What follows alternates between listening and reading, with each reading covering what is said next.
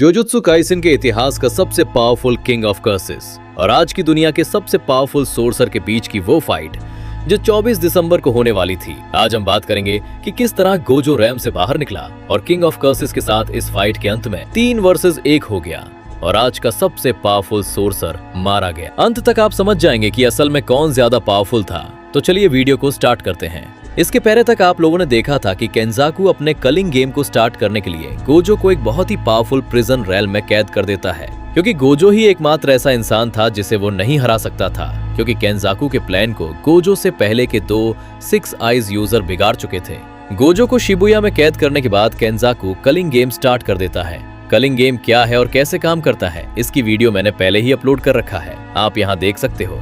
अब आगे बढ़ते हैं। प्रिजन रैम जिसे एक बुद्धिस्ट मंक गेंशिन के अवशेषों से बनाया गया था, जिसमें किसी को भी कैद किया जा सकता था, चाहे वो कितना भी पावरफुल हो। प्रिजन रैम जिसमें गोजो को कैद किया गया था, उसके 2 पार्ट थे, एक फ्रंट और एक बैक।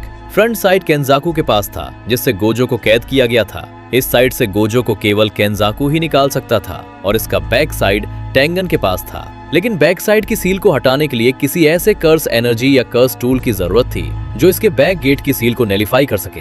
वो कर्स टूल जैसे इन्वर्टेड स्पीयर ऑफ हेवन जो तोजी के पास थे, जिसे गोजो ने डिस्ट्रॉय कर दिया था क्योंकि अब वो एग्जिस्ट में नहीं थे। इसीलिए टेंगन सोर्सर्स को बैक गेट देकर उन्हें कलिंग गेम में री इनकारनेट प्लेयर हाना कुरुसु के जैकब लैडर के बारे में बताते हैं। उन सभी की एकमात्र उम्मीद गोजो को बचाने के लिए यूजी, तोगे इनुमाकी, यूता माकी, यहाँ तक कि जोजुत्सु हाई के और भी स्टूडेंट्स एक साथ आते हैं और एंजल से मिलकर गोजो को बाहर निकालने का प्लान बनाते हैं। बैक गेट को रखकर सभी छिप जाते हैं और एंजल अपनी टेक्निक जैकब लैडर का यूज कर बैक गेट की एनर्जी को नेलिफाई कर देती है। एक खतरनाक विस्फोट के बाद जब वो वहां देखने जाते हैं तो गोजो वहां दिखाई नहीं देता है, क्योंकि भले ही पिछले गेट की एनर्जी को नेलिफाई किया गया था, पर गोजो को फ्रंट गेट से फ्री कर दिया गया। केंजाकू को बैक गेट के बारे में पहले ही पता लग चुका था और उसे पता था कि बैक गेट की सील हटाते ही प्रिजन रैम उसे फ्रंट गेट से ही बाहर निकालेगा। इसीलिए उसने पहले ही फ्रंट गेट को पैसिफिक ओशन के जापान ट्रेंच में 8000 मीटर नीचे छिपा दिया, ताकि अगर गोजो वहां से निकले तो वहां का प्रेशर ना झेल पाए। और फ्रंट गेट की सिक्योरिटी के लिए उसने बहुत सारी कर्स स्पिरिट को तैनात कर दिया। इसके साथ ही कई लेयर से प्रिजन रैम को सील भी कर दिया। लेकिन जैसे ही बैक गेट की सील हटी, गोजो फ्रंट गेट से रिलीज हो गया। प्रिजन रैम की सील हटते ही गोजो रैम से बाहर आ जाता है। 6 आइज अब अपनी कर्स टेक्निक यूज कर सकता था। उस पर ना तो प्रेशर का असर होता, ना ही अब केंजाकू के किसी सील का। अब 19 दिन के बाद प्रिजन रैम से बाहर आते ही गोजो सीधे अपने फ्रेंड गेटो की बॉडी को यूज करने वाले केंजाकू को खत्म करने का फैसला करता है और गोजो सीधे केंजाकू के पास पहुंच जाता है और उसे वार्निंग देते हुए उस पर ब्लू से अटैक करता है। लेकिन तभी सुकुना वहां बीच में आकर उसे बचा लेता है। सुकुना को देखते ही गोजो समझ जाता है कि सुकुना यूजी की बॉडी से मेगुमी की बॉडी में आ चुका है। सुकुना गोजो को याद दिलाता है कि जब वो पहली बार मिले थे तो उसने गोजो को जान से मारने के लिए बोला था। सुकुना बोलता है कि वो टाइम आ चुका है। गोजो सुकुना का मजाक उड़ाता है कि यूजी उसे कंट्रोल कर लेता था, इसीलिए यूजी से डरकर वो कायरों की तरफ भाग गया। सुकुना की बेइज्जती पर उराओमे गोजो पर अटैक करती है, लेकिन गोजो के एक मुक्के में उसे जल्दी पता चल जाता है कि 6 आइज क्या है। गोजो और सुकुना लड़ पाते इससे पहले ही केंजाकू सुकुना को अभी फाइट करने से रोक देता है और उसे सदियों पहले की अपनी डील याद दिलाता है। गोजो भी इस बात से मान जाता है, क्योंकि उसे भी तैयारी के साथ साथ अभी सबसे मिलना था। गोजो फाइट की डेट 24 दिसंबर को फिक्स करता है ताकि उसे गेटो की डेथ की 2 डेट याद ना करना पड़े। केंजाकू उससे पूछता है कि क्या उसे सच में लगता है कि वो सुकुना को हरा देगा। इस बात पर गोजो हमेशा की तरह अपनी जीत को डिक्लेयर कर देता है। इस फाइट से पहले गोजो अपने सभी साथियों से मिलने और अपना प्लान बनाने चला जाता है और इधर उराओ में सुकुना को 3 और फिंगर ला कर देती है और वो बताती है उसे आखिरी फिंगर नहीं मिली। सुकुना को समझ आता है कि गोजो ने उसे छिपा कर रखी है। उन 3 फिंगर खाने के साथ सुकुना के पास अब 19 फिंगर्स आ चुकी थीं और लास्ट फिंगर की पावर को पूरी करने के लिए वो अपनी 1000 साल पहले की डेड बॉडी ही खा लेता है। अब 1 महीने बाद यानी 24 दिसंबर को शिंजुकू सिटी में सुकुना और गोजो की किस्मत का दिन आता है। कलिंग गेम के चलते शिंजुकू, जो अब एक खंडहर और मॉन्स्टर सिटी बन चुका था, जहां ये फाइट होने वाली थी, और इस फाइट को देखने के लिए पूरी जुजुत्सु सोसाइटी तैयार थी। यहाँ तक कि इस पूरी फाइट को लाइव टेलीकास्ट किया जा रहा था। सुकुना, केंजाकू और उराओ में एक ऊंची बिल्डिंग पर प्लान बना रहे होते हैं। इसके बाद केंजाकू बाकी बचे हुए कलिंग गेम प्लेयर्स को खत्म करने निकल जाता है। अब सुकुना और उराओमे शिंजुकू की एक बिल्डिंग में गोजो का वेट कर रहे होते हैं। दूसरी तरफ गोजो इचिजी, उताहिमे और गाकुगंजी के साथ शिबुया जाता है। गोजो लोग शिबुया में और सुकुना उराओमे शिंजुकू में थे, लेकिन सुकुना इतना दूर होते हुए भी गोजो की कर्स एनर्जी को फील कर पा रहा था।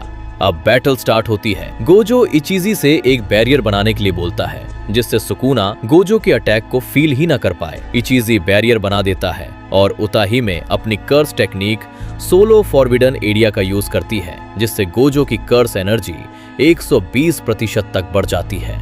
इसके बाद सबसे पहले गोजो अपनी टेक्निक हॉलो पर्पल को 200% पर करके सुकुना पर सीधे शिबुया से ही अटैक कर देता है और इचिजी के बनाए हुए बैरियर के कारण सुकुना अंत तक गोजो के अटैक को नोटिस नहीं कर पाता। गोजो का ये हॉलो पर्पल इतना पावरफुल था कि सुकुना और उराओमे शिंजुकू की जिस बिल्डिंग में थे वो पूरी बिल्डिंग धूल बन जाती है। इस अटैक से सुकुना के हाथ तक उड़ जाते हैं। अब सुकुना उन्हें हील करने लगता है और तभी गोजो शिबुया से सीधे शिंजुकू में सुकुना के सामने टेलीपोर्ट हो जाता है। अब दो सबसे पावरफुल आमने सामने आ चुके थे। गोजो सुकुना को फाइट में हराने की बात करता है। इस पर सुकुना अपने हाथ को हील करके उसे बोलता है, इस छोटे से सरप्राइज अटैक से खुश मत हो। सुकुना गोजो को कटिंग बोर्ड पर पड़ी हुई एक फिश से कंपेयर करते हुए बोलता है कि मैं सबसे पहले फिश के छिलके रिमूव करूंगा। इस बात पर गोजो उसे बोलता है कि मुझे मेघूमी की चिंता करने की जरूरत नहीं है, तुम मेघूमी जैसे दिख रहे हो, इसीलिए ये मत सोचना मैं तुम्हें नहीं मारूंगा। इसी शक्ल के एक बंदे को मैं पहले भी मार चुका हूँ। गोजो बोलता है कि मैं तुम्हें हराने के बाद अपने स्टूडेंट के बारे में सोचूंगा और दोनों अटैक की पोजीशन में आ जाते हैं। गोजो भी अपनी शर्ट फाड़ के सुकुना पर अटैक कर देता है और दोनों के बीच hand to hand combat start हो जाती है। हैंड टू हैंड कॉम्बैट की इस फाइट में गोजो सुकुना पर भारी पड़ रहा था। ये लड़ाई इतनी खतरनाक थी कि पूरी बिल्डिंग डिस्ट्रॉय हो रही थी। दोनों एक दूसरे पर बिल्डिंग सी फेंक दे रहे थे। आप लोग सोच रहे होंगे कि सुकुना गोजो की इन्फिनिटी बाईपास करके उसे छू कैसे पा रहा है। तो सुकुना यूज कर रहा था डोमेन एम्प्लीफिकेशन। सिंपल डोमेन की तरह डोमेन एम्प्लीफिकेशन एक ऐसी एंटी डोमेन टेक्निक है जो यूज करने वाले को अपोनेंट के किसी भी टेक्निक या डोमेन को नलीफाई कर देती है। मतलब यूज करने वाला खुद को एक ऐसे एंटी कर्स टेक्निक डोमेन में रख लेता है कि उसके अंदर कोई भी कर्स टेक्निक काम नहीं करेगी। यही कारण है कि सुकुना जब डोमेन एम्प्लीफिकेशन के साथ गोजो से फाइट कर रहा था, तब डोमेन एम्प्लीफिकेशन के अंदर आने से गोजो की इन्फिनिटी नल हो जाती थी और सुकुना उसे छू पाता था। लेकिन डोमेन एम्प्लीफिकेशन यूज करने का एक नुकसान ये है कि जो डोमेन एम्प्लीफिकेशन का यूज कर रहा उसकी भी कर्स टेक्निक नल रहती है। डोमेन एम्प्लीफिकेशन के साथ यूजर अपनी इनेट टेक्निक यूज नहीं कर सकता। अब एक लंबी हैंड टू हैंड फाइट के बाद गोजो को याद आता है कि मेई लाइव स्ट्रीमिंग कर रही है और सभी उनकी फाइट देख रहे हैं। तभी दोनों एक साथ करते हैं domain expansion. Domain expansion jujutsu sorcerer की हाईएस्ट लेवल की टेक्निक होती है, जिसमें यूजर की कर्स टेक्निक उसके डोमेन के अंदर अपोनेंट पर श्योर हिट करती है। जैसे कि सुकुना की कर्स टेक्निक क्लीव और डिसमेंटल है और यही टेक्निक उसके डोमेन के अंदर जिसे वो टारगेट करेगा उसे वो लगना तय है, चाहे वो डोमेन के किसी भी एरिया में हो। यहाँ तक कि इस हिट को गोजो की इन्फिनिटी भी नहीं रोक सकती। गोजो का डोमेन अनलिमिटेड वॉइड एक क्लोज्ड डोमेन बैरियर है। मतलब गोजो का डोमेन एक बैरियर के अंदर तक ही सीमित है, जबकि सुकुना का मैलेवलेंट श्राइन एक ऐसा डोमेन है जिसका कोई बैरियर नहीं, उसका पूरा एरिया है। वो बिना बैरियर के खुले में ही अपना डोमेन बनाए रख सकता है। इसीलिए ये और भी खतरनाक है, क्योंकि अगर गोजो के डोमेन को नष्ट करना हो तो उसके बैरियर को नष्ट करने पर गोजो का डोमेन टूट जाता है। लेकिन सुकुना के डोमेन में कोई बैरियर ही नहीं और सुकुना के सामने उसके डोमेन के रेंज से भागना ये इम्पॉसिबल है। अपने डोमेन को केवल सुकुना ही क्लोज कर सकता है, या फिर सुकुना इतना कमजोर हो जाए कि वो अपने डोमेन को ना कंट्रोल कर सके। इस मामले में भी सुकुना का डोमेन टूट जाता है। वापस आते हैं फाइट पर। गोजो और सुकुना के डोमेन एक दूसरे के आमने सामने आ चुके थे, क्योंकि दोनों के डोमेन इक्वली पावरफुल थे।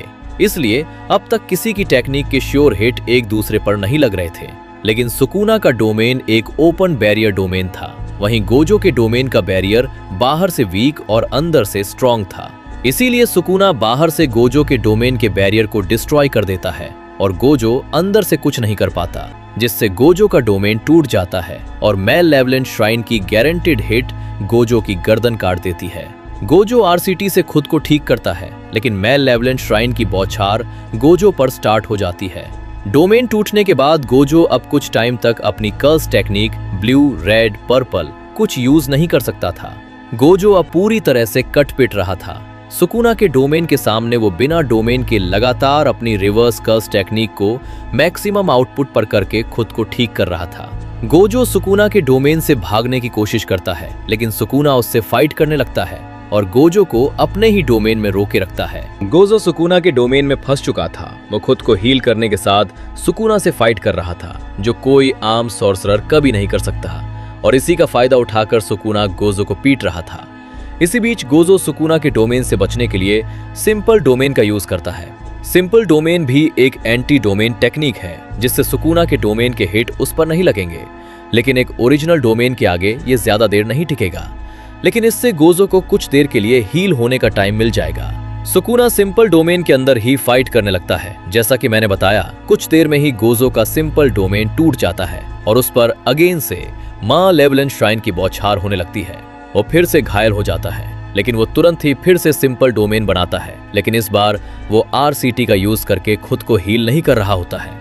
सब सोचते हैं कि क्या गोजो की कर्स एनर्जी खत्म हो गई, क्या वो हार गया, और तभी उसका सिंपल डोमेन एक बार फिर से टूट जाता है। सब सोचते हैं कि अब क्या होगा, क्योंकि गोजो अपनी टेक्निक भी यूज नहीं कर सकता, हील भी नहीं हुआ। लेकिन गोजो तभी स्पीड से सुकुना की गोदी में चढ़ जाता है और उस पर रिवर्सल रेड फायर कर देता है।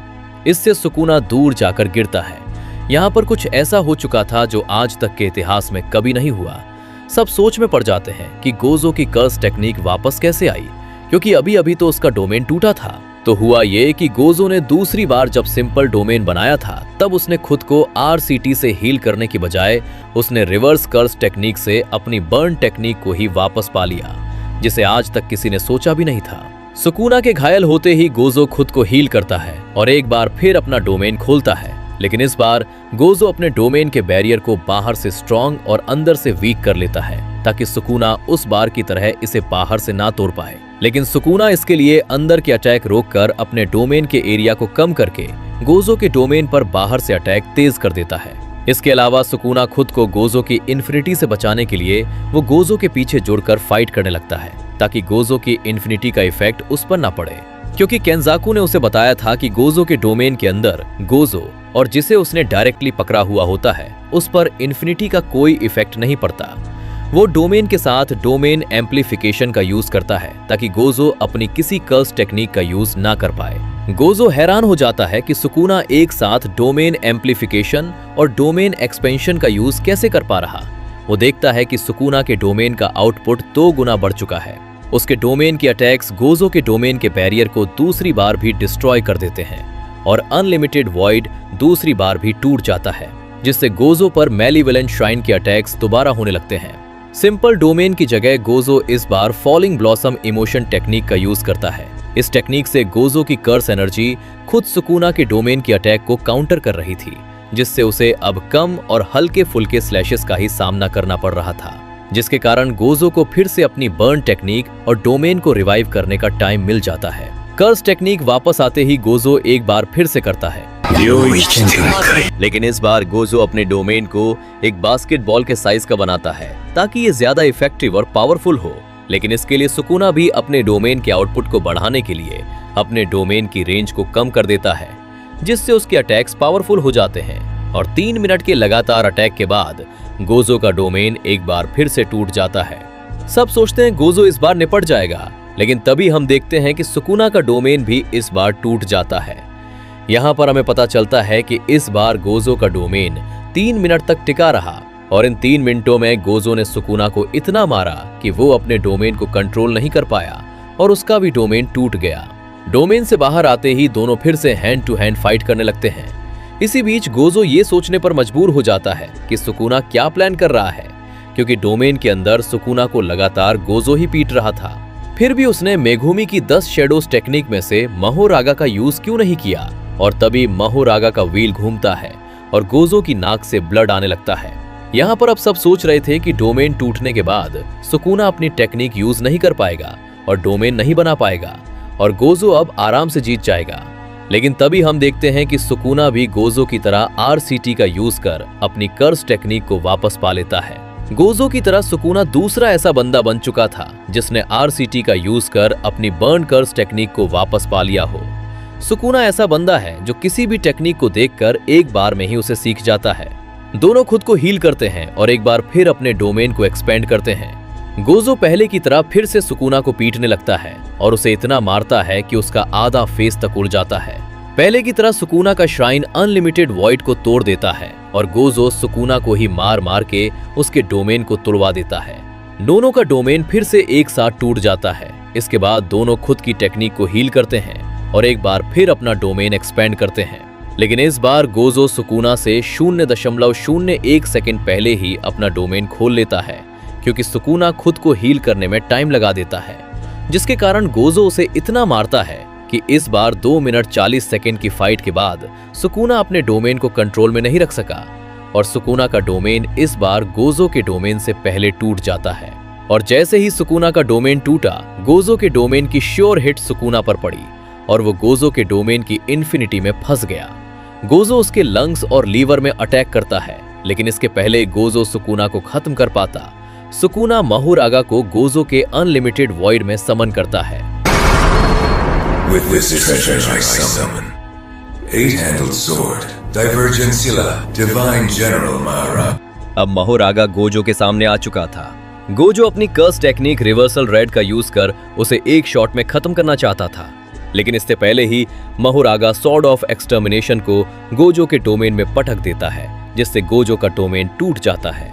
महुरागा की तलवार सॉर्ड ऑफ एक्सटर्मिनेशन, जो कि किसी भी कर्स एनर्जी या कर्स टेक्निक को खत्म कर सकती है। महुरागा की पावर तो आप गोजो वर्सेस सुकुना फाइट में देख ही चुके होंगे। इसके अगले पार्ट में हम इस लड़ाई को यहीं से कंटिन्यू करेंगे, जहां सुकुना महुरागा का यूज करके गोजो को खत्म करता है। आपके हिसाब से अभी तक किसका पलड़ा भारी रहा, कमेंट करना मत भूलना। मिलते हैं इस वीडियो के नेक्स्ट पार्ट में।